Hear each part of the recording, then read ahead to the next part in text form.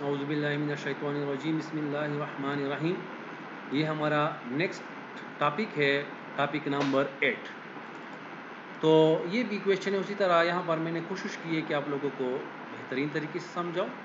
तो इसके लिए देखिए, अब हमारे पास जो फंक्शन है f(x = 2x) कहाँ से 0 to 1। अब देखिए, ये क्लोज इंटरवल हो या ओपन इंटरवल, नो प्रॉब्लम। यहाँ पर रैंडम वेरिएबल में हम इतना इस पर कंसंट्रेशन नहीं करते। आप क्लोज भी ले सकते हैं, या ओपन भी, या सेमी ओपन है, या सेमी क्लोज है, no don't worry about that. ये हमारे पास 0 1, इसका इंटरवल क्या है 0 1। तो इसकी वैल्यू है, देखे वहाँ 0 to 2 था, पिछले क्वेश्चन में 0 to 2 था, यहाँ पर है 0 to 1। तो फंक्शन की कीमत 2x होगा अगर x की वैल्यू यहाँ पर पड़ी है।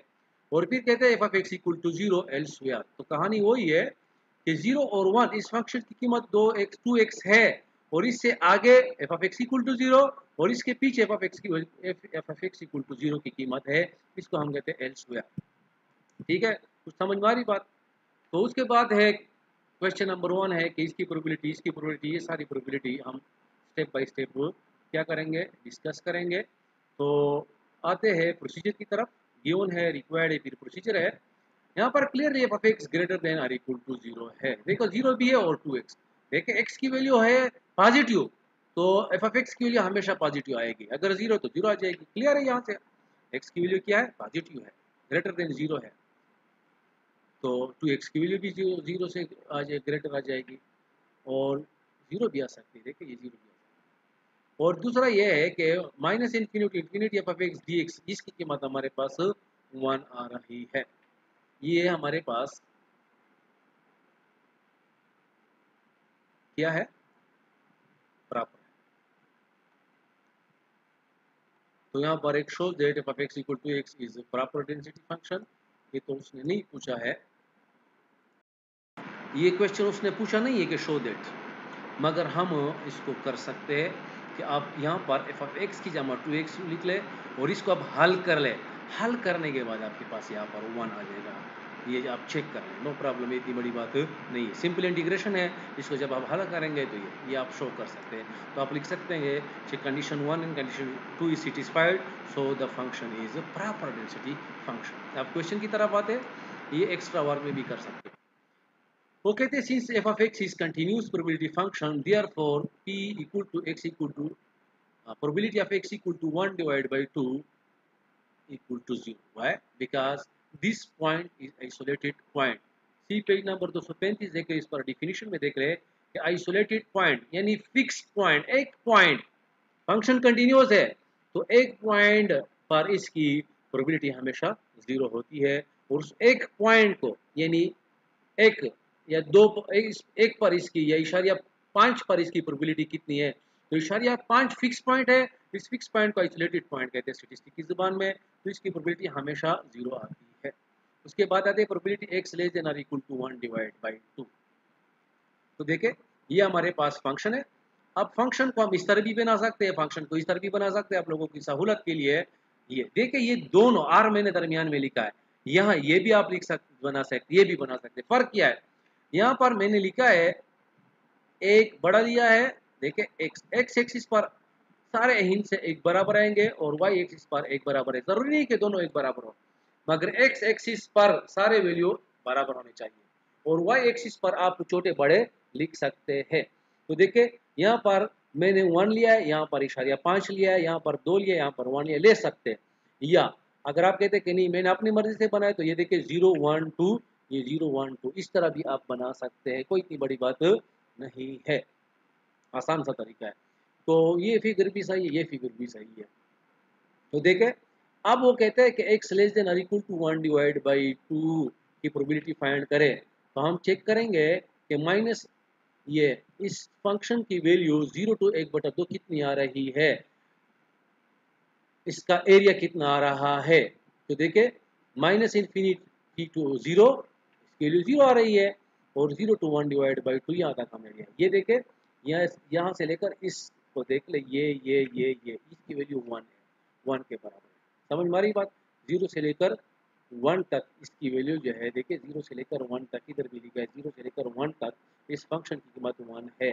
तो कहता है कि नहीं 1/2 से कम, तो 1/2 से कम ये एरिया हमारे पास आ रहा है, जो मैंने डर किया है। तो देखिए, अब 1 2 3 4 4 ट्रायंगुलर इसमें आ रहा है, तो इसकी कीमत वैसे ही फिगर से हमें पता चल सकता है कि 1/4 आ रहा है, मगर जब हम इसको कैलकुलेट करेंगे तो इसकी फंक्शन की वैल्यू 0 आ जाएगी, ये 2 बाहर आ जाएगा, x स्क्वायर डिवाइड बाई 2 आ जाएगा, ये 2 कैंसिल आ जाएगा और 0 को 1 और 2 पुट करेंगे तो x की जगह 1/2 की पावर 2 पुट करेंगे तो ये आ जाएगा 1 डिवाइड बाई 4 आ जाएगा। तो फिगर से भी आप देख सकते हैं और यहाँ से भी आप देख सकते हैं कि ये कीमत सही आ रहा है, ये 1/4 यानी एक केक है, उस केक को हमने 4 हिस्सों में डिवाइड कर दिया है, अब वो एक हिस्सा आपने ढूंढना है कि इसकी कीमत कितनी है। यहाँ पर भी आप चेक कर सकते हैं, ये देखिए हमारे पास वही केक है, ये हमने इस तरह काटा था, आप ये इस तरह काट लेंगे तो 1 2 3 4 हिस्से आ रहे हैं। तो ये जो ब्लू कलर का दिखाई दे रहा है ये आपसे पूछ रहा था कि यार 1/4, तो ये भी फंक्शन है, यहाँ पर मैंने आर लिखा, ये भी है। क्लियर है, ये मेरे ख्याल में आपके दिमाग में आ जाएगा, आसान सा क्वेश्चन, इतना बड़ा नहीं है। उसके बाद ये तीसरे पर फिलहाल ये नीचे आ रहा है, ये पढ़ लेते हैं। तो मेरे ख्याल में इसमें इतनी बड़ी बात नहीं है। वो कहते हैं अगर टोटल प्रोबेबिलिटी ये 1 के बराबर है, टोटल एरिया 1 के बराबर है, तो ये एरिया आप फाइंड करेंगे, तो ये x लेस देन 1, तो यहाँ पर सिंपल इंटीग्रेशन है, पुट करेंगे, ये इसका ग्राफ है। उसके बाद वो कह रहा है कि प्रोबेबिलिटी x ग्रेटर देन 1 और 4, इधर मैंने लिख लिया है। तो ये देखें x ग्रेटर देन 1 और 4, तो इसको मैंने 0 to 1 ये फंक्शन डिफाइन है, ना इससे आगे है ना इसके पीछे ये फंक्शन। तो देखें इसको हम 1/4 2/4 3/4 में हम इसको डिवाइड कर सकते हैं, 1/4 2/4 3/4 और 4/4। तो कहते हैं x greater than 1 divide by 4, 1/4 से बड़ा, तो 1/4 से बड़ा यहाँ से लेकर यहाँ तक, और फिर ये एरिया आपसे पूछ रहा है कि ये कितने के बराबर है। तो देखिए 1/4 से लेकर 1 तक आपने फाइंड करना है, और 1 से इन्फिनिटी भी अगर आप लिख ले अच्छी बात है, और हमें पता है कि उसकी वैल्यू क्या है, 0 है, क्योंकि फंक्शन 0 to 1 डिफाइंड है, तो 1 to इन्फिनिटी ये 0 आ जाएगा। इसको हम हल करते हैं, तो 2 पहले से पड़ा है, ये आ जाएगा x स्क्वायर डिवाइड बाई 2, ये उसके लिमिट्स है, ये देखे x स्क्वायर ये कैंसिल आ जाएगा, 1 फ्रॉम 1 और 4 to 1, तो एक दफ़ा 1 पुट करेंगे, फिर 1 और 4 पुट करेंगे, यहाँ पर भी स्क्वायर यहाँ पर भी स्क्वायर, तो 1 डिवाइड बाई 16, तो एलसीएम ले लेंगे, तो ये या 1 इक्वल 1 के बराबर आप लिख सकते हैं 16/16, तो एलसीएम बराबर है, तो 16 - 1 आ जाएगा 15/16। ये तीसरी चौथी जमात के क्वेश्चन है, एलसीएम का आसान तरीका है, ठीक है। ये आ जाएगा 15/16। उसके बाद ये क्वेश्चन है, ये थोड़ा सा मुश्किल है मेरे ख्याल में, दूसरे पेज पर हमने, हाँ वो कहते हैं इसको देख ले, ये आगे आ रहा है इंशाल्लाह ताला, ये आगे बहुत तफसीलन मैं आपको पढ़ाऊंगा, फिलहाल इस बार गुजारा करेंगे, नेक्स्ट स्टेप में ये और भी क्लियर हो जाएगा। वो तो कहते हैं कि प्रोबेबिलिटी एक फ्रॉम 1 और 4 टू 1 और 2, अब इसकी प्रोबेबिलिटी ले देखे 1 और 2, 1 और 4 और 1 और 2, 2/4 1/2 के भी बराबर होते हैं, तो यहाँ से लेकर यहाँ तक की प्रोबेबिलिटी आपसे पूछ रहे हैं कि वो बता दें। तो अगर ये समझ में नहीं तो सिंपल इंटीग्रेशन करें ना, 1/4 से लेकर 1/2 तक, और ये फंक्शन की कीमत है, बाकी जो है इससे आगे इसके पीछे 0 आ जाएगी, लिख लेते हो अच्छी बात है, नहीं लिख ले फिर भी अच्छी बात है, तो ये आ जाएगा x स्क्वायर, ये 2 और 2 कैंसिल आ जाएगा, इसमें वैल्यू पुट करेंगे, ये 1/2 पुट करेंगे, स्क्वायर मनफी 1/4, x की जगह x स्क्वायर की जगह 1/2, तो 1/2 स्क्वायर मनफी 1/4 स्क्वायर, तो ये आ जाएगा 1/4 मनफी 1/16, तो एलसीएम ले लेंगे तो आ जाएगा 3/16। तो इसको तफसीलन पढ़ेंगे, पेज नंबर 4 की तरफ जाते हैं, पेज नंबर 2 3 4, ये पेज नंबर 4 देखे, इतना खूबसूरत मैंने आप लोगों के लिए बनाया है। इसको देख लेते हैं कि ये 0 to 1 लिया है, तो देखिए 1/4 2/4 3/4 और 1 का क्या मतलब है, 4/4, तो 1/4 और 2/4 3/4, यानी इस एक को 0 से लेकर 1 तक हमने 4 हिस्सों में डिवाइड करना होगा, तो 1/4 यानी 4 में से 1 हिस्सा, 2/4 4 में से 2 हिस्से, 3/4 4 में से 3 हिस्से, 4/4 पूरे के पूरे 4 में से 4 हिस्से, ये आ रहा है। क्लियर है ये? तो उस क्वेश्चन में आपसे पूछ रहा था कि 1/2 से लेकर यहाँ तक आपके पास आंसर क्या आ रहा है, ये चीज़ आ रही है, ये क्यों मैंने किया, हाँ इसको हम इस तरह भी कर सकते हैं कि 1/3, ये 1/3 है, ये 1/4 है, ये 1/3, 1/3 2/3 और 3/3, ये 3/3 भी आ रहा है, ये क्वेश्चन में ऊपर आ रहा है, तो ये आप सीख ले। तो दोबारा देख लेते हैं, ये मैंने इंटरवल लिया है 0 to 1 लिया है। अब इसको हम डिवाइड करेंगे 1/4, 2/4, 3/4 और 4/4 में, और 1/3, 2/3, 3/3। जो नेक्स्ट क्वेश्चन आ रहा है वो थोड़ा सा मुश्किल है, उसके लिए मैंने ये कैलकुलेशन की है खूबसूरत सा। ये हमारे पास आ रहा है प्रैक्टिकल एक्सप्लेनेशन, ये मैं प्रैक्टिकल आपको बता रहा हूँ। तो आते हैं, थोड़ा सा मुश्किल है कि प्रोबेबिलिटी x लेस देन और equal to 1 divide by 2 given that 1/3 less than और equal to x less than और इक्वल टू 2/3, इसकी प्रोबेबिलिटी बता दे। तो ये हमारे पास आ जाएगा probability of a given b। ये क्या आ जाएगा? Probability of a given b ये आ जाएगा। तो हमें पता है कि इस किसके बराबर होता है? Probability of a intersection b whole divide by probability of b के बराबर है। ये फार्मूला क्लियर है। ये मेरे ख्याल में आप रिकॉल करेंगे, ये हमारे पास फार्मूला है। थोड़ा सा यहाँ पर मुश्किल है, यहाँ पर आसान हो जाएगा। तो ये देखिए, ये हमारे पास आ जाएगी प्रोबेबिलिटी ऑफ ए, ये आ जाएगी प्रोबेबिलिटी ऑफ बी। इसको मैंने ए का नाम दिया है, इसको मैंने बी का नाम दिया है। तो प्रोबेबिलिटी ऑफ ए, तो ए की कीमत ये आ जाएगी, प्रोबेबिलिटी की जगह प्रोबेबिलिटी, और बी की जगह ये कीमत आ जाएगी।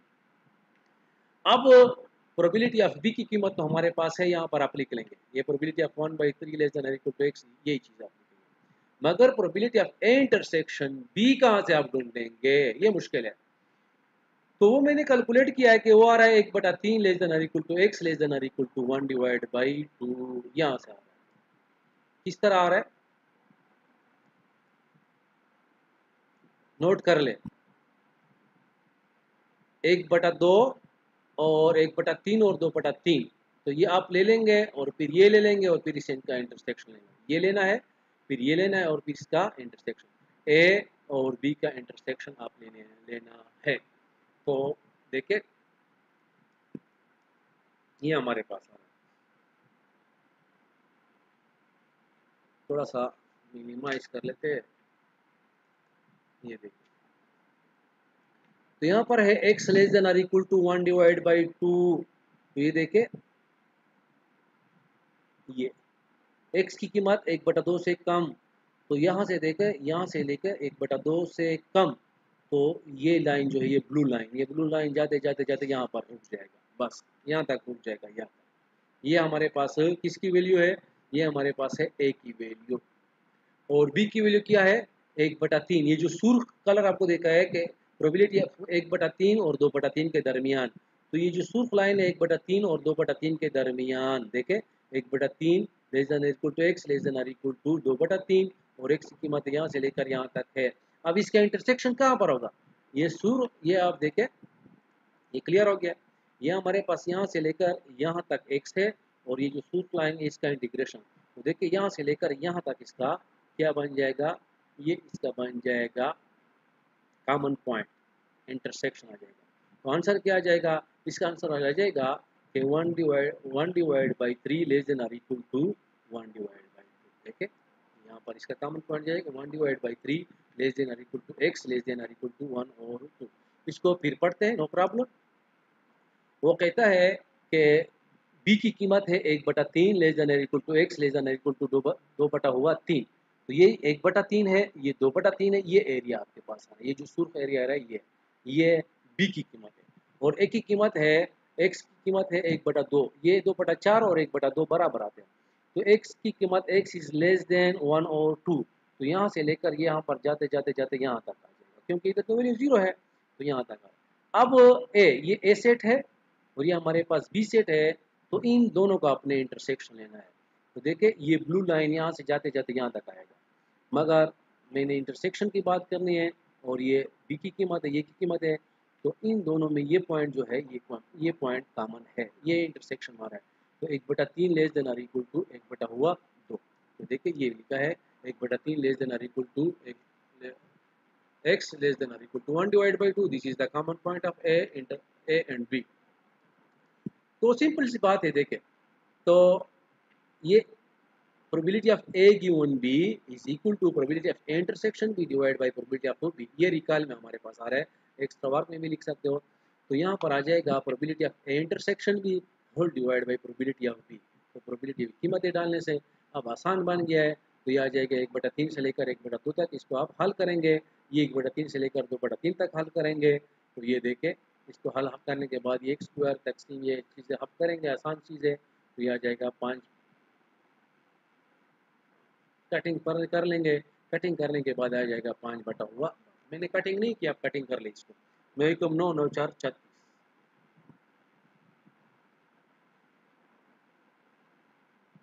ये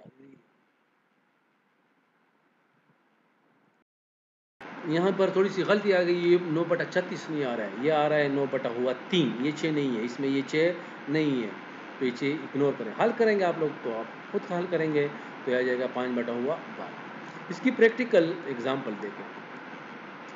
आपसे पूछ रहा है कि इस एरिया में इसकी कीमत कितनी है। देखें, इस एरिया में इसकी कीमत कितनी है, तो ये बी में ए की कीमत कितनी है, बी में ए की कीमत, क्योंकि हम बार बार पूछ रहे हैं कि probability of A given B, अगर बी है तो बी में ए की कीमत कितनी है।